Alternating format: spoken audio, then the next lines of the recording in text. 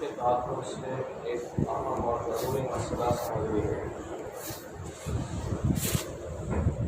بہت سے حضرات کو ایسے دیکھا گیا کہ تکبیر تحریمہ کے وقت صرف ہاتھ اٹھا کر کے باندھ لیتے ہیں، زبان سے کچھ بولتے نہیں ہیں،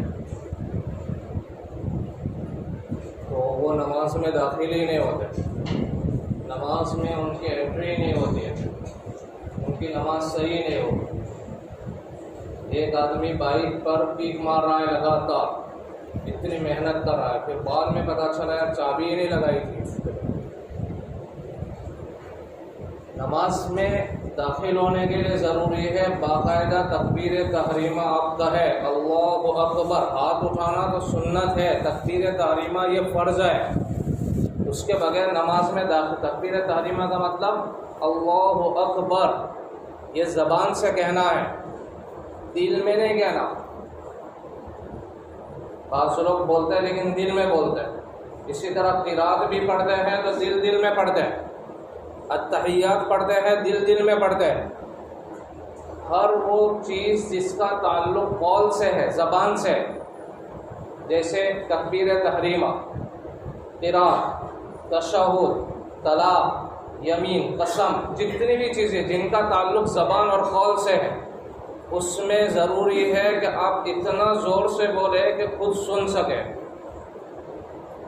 اور خود کے سننے کے لیے بہت اعلان کی ضرورت نہیں ہے، آس پاس والوں کو ڈسٹرب نہیں کرنا، خود سننے کے لیے ہلکی آواز کافی ہے، لیکن آواز تو نکالو۔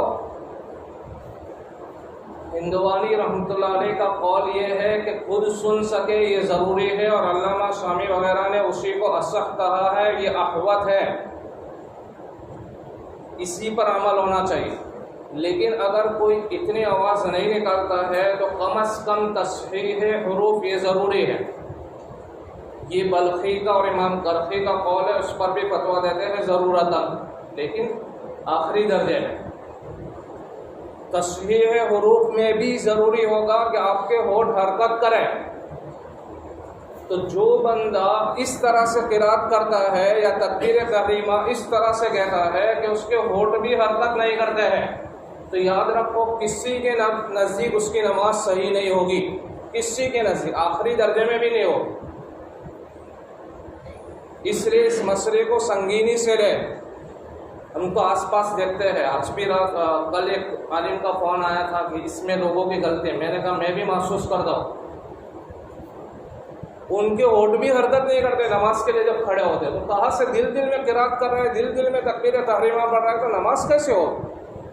کہیں ایسا نہ ہو کہ آخرت میں فرشتے جب نام اعمال دکھاوے اور ہم کہیں کہ ہماری نمازیں کہاں ہیں، ہم نے تو پڑھی تھی نمازیں، وہ کہے کہ تم نے پڑھی تھی لیکن خالی اٹھک بیٹھک کی تھی، تم نے نماز میں انٹری نہیں کی تھی، یا کی تھی تو قرات صحیح نہیں تھی جس کی وجہ سے نماز ہی صحیح نہیں تھی۔ اس لیے اس مسئلے کو نارملی نہ لے، بالکل سیریسلی لے۔ تو کیا کرنا ہے؟ ہونٹوں کو باقاعدہ حرکت دینی ہے جہاں جہاں قول کا تعلق ہے، اور سب سے احوط قول تو اور جس پر ہم عمل کریں کہ وہ اتنی قرات کریں، اتنا زور سے بولے کہ خود سن سکے۔ اللہ تبارک تعالیٰ ہمیں صحیح عمل کی توفیق دے۔